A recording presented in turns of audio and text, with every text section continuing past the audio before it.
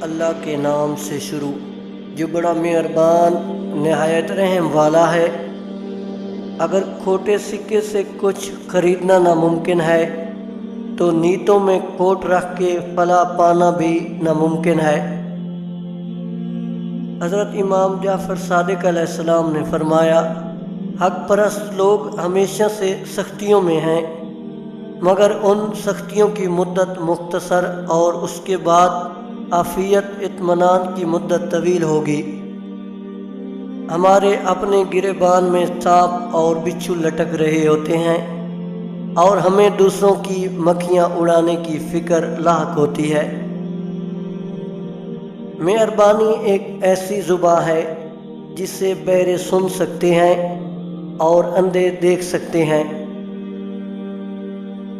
والدین کی دعائیں سائے کی طرح زندگی بھر انسان کا پیچھا کرتی ہیں۔